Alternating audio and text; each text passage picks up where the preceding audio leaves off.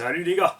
Aujourd'hui on va regarder dans le Obao Hyper H2. Alors on n'a pas eu le kit pour monter le kit. On l'a reçu complet. Et on l'a nettoyé, bien sûr un grand coup. Avec le nettoyant jante ou nettoyant moteur. Attention, tu peux pas faire ça avec n'importe quelle bagnole. Tu évites ça sur Arma, Coralie et Obitech et tous ces engins-là. Évidemment après les 36 000 rebadges de ceux qui ne sont pas des marques, T2M, Apsima et compagnie aussi. Là tu vois, on n'a pas décoloré le châssis. Il y a plein de châssis où ça se décolore. Attention aussi sur l'Aussie Tenacity, on avait vu quelqu'un qui était passé là, on avait nettoyé, c'est pareil, on avait laissé le produit trop longtemps dessus, ça a délavé le châssis. Donc faites gaffe aux produits que vous utilisez, faites des essais. Donc là tout est propre, on a démonté. Sur cet engin, c'est du 1/10 compétition, tu t'attends à avoir un accès quand même plus ou moins rapide, surtout que, enfin moi je suis habitué sur les 1/8, c'est vrai qu'on a des accès extrêmement rapides, t'enlèves en gros 4 vis sur la plupart des 1/8, t'as les diff en main, même sur X-Max t'as les diff en moins de 2, et là non. C'est vrai que t'as que 6 vis enlevées pour enlever ton train arrière, mais une fois que t'as enlevé ton train arrière, il faut séparer la tourelle, pour enlever la tourelle, il faut enlever les biellettes, et après t'as encore 6 vis pour atteindre le diff à l'intérieur, et c'est pas tout, il faut complètement démonter ici le plateau de slipper, puisque tu as la vis à l'arrière là, qui traverse donc cet arbre, qui est d'ailleurs en alu 70-75, il pèse que dalle, c'est impressionnant. Tu as cette vis qui traverse tout l'arbre, qui maintient l'écrou qui est là devant pour faire le petit sandwich qui va bien. Donc tout se casse la figure côté slipper pour pouvoir atteindre le diff qui est donc dans la boîte. Monter sur plein de roulements à vie évidemment, il y a un arbre de plus, normalement il n'y en a que 3, parce qu'on est passé, c'est l'option, c'est ce que je disais au cours du unboxing.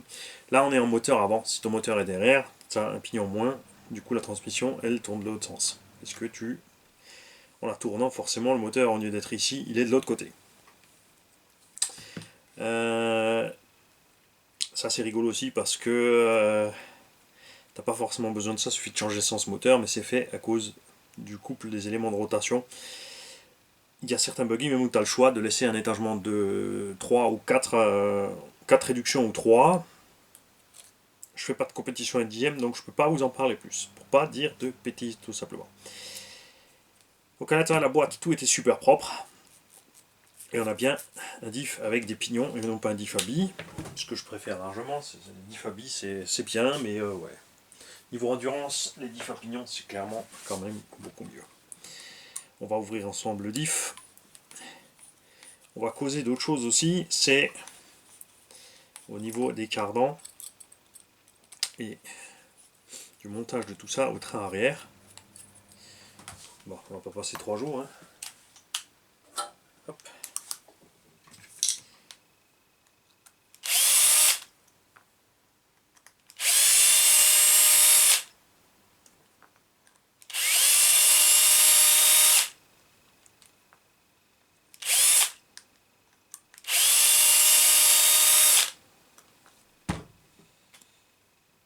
Voilà, tout est nickel.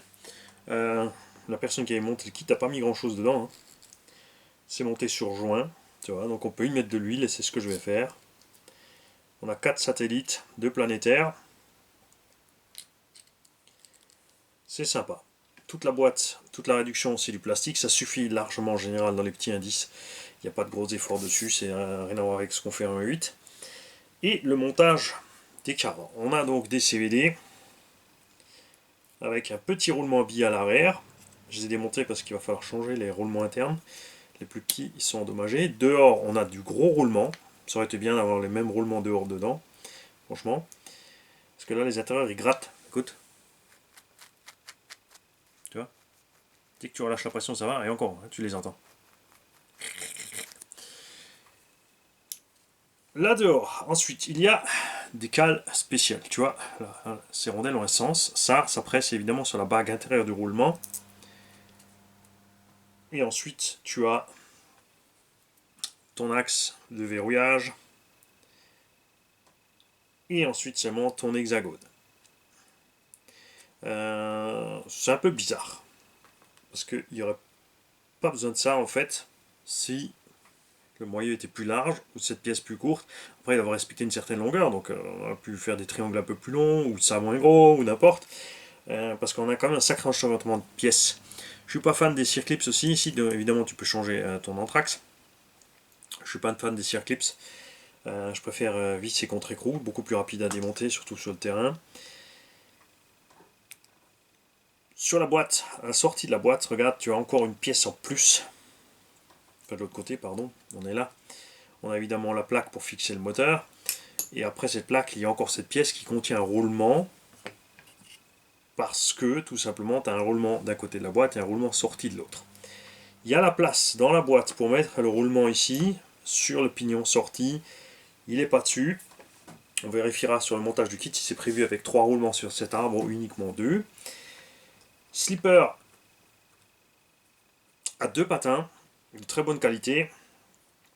Ces patins de slipper sont mieux que ceux livrés sur le Scorpion BXXL et XXL de chez Kyosho. C'est clair. Train avant, c'est pareil. J'ai voulu sortir le cerveau parce que je vais mettre un autre cerveau. T'as pas d'accès rapide au cerveau, c'est pareil, tu démontes tout le train avant pour réussir à atteindre le cerveau. Après, c'est un 2 roues motrices, donc le train avant, il n'y a rien de spécial, rien de compliqué. Comme on est en moteur avant, on a un petit pare-choc arrière. Je vais quand même utiliser le gros pare-choc arrière de la version moteur arrière, je préfère. Ça absorbera bien mieux les chocs à l'arrière, ici si on tombe sur l'arrière. Je vais le laisser en config avant, même si je roule plus en tout terrain, moi, parce que c'est un gros avantage. On perd un peu de motricité, mais on lèvera moins du nez, on pourra donner notre gaz plus fort. Selon le terrain, évidemment, il y a des terrains où ça va patiner, mais ça, on avisera au moment où on y sera. La construction, globalement, comme dit, est relativement lourde, je trouve, pour un petit 2 roues motrices comme ça. On a la taille ici d'un Tamiya DT03. Évidemment, le DT03 ne peut pas concurrencer ça niveau tout ce que tu peux faire, réglage et passer à puissance au sol. Mais mettez à vie que c'est pas forcément utile d'avoir ces grosses plaques de châssis alu avec tous les gros renforts de côté là. Avec le poids d'un tel engin, un châssis baignoire fait largement le travail sur circuit. Même niveau compète, je pense. C'est un peu overkill.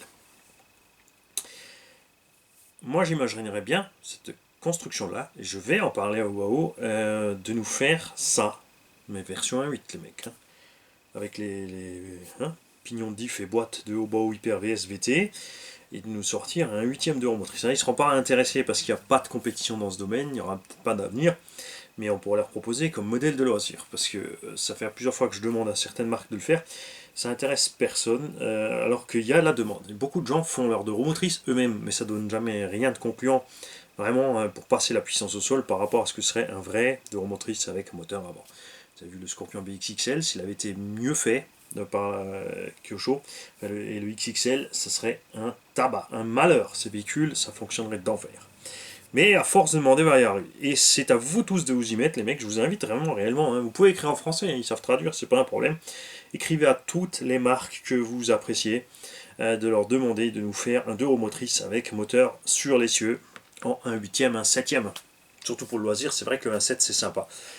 Partir sur un... S'il n'est pas trop lourd, si on est dans les 5 kg par là en 6S, on est cool.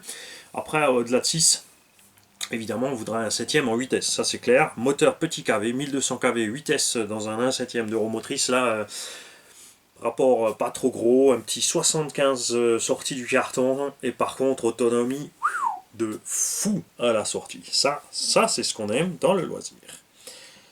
Voilà. Tous ceux qui ont des connaissances techniques sur ces modèles, vous êtes évidemment bienvenus pour partager avec nous. Dire attention, il ne faut pas faire ci, il faut faire ça. J'aimerais savoir aussi de la part de certains d'entre vous qui font de la compète indice, que ce soit 4x4 ou 2 roues motrices, donnez-nous un peu les règles. Dites-nous ce qui est possible de faire ou pas, s'il y a un poids minimum à respecter, un poids maxi à pas dépasser, ce que vous avez droit au niveau motorisation, les différentes catégories possibles, etc., etc. On a tout envie de savoir. Salut les mecs.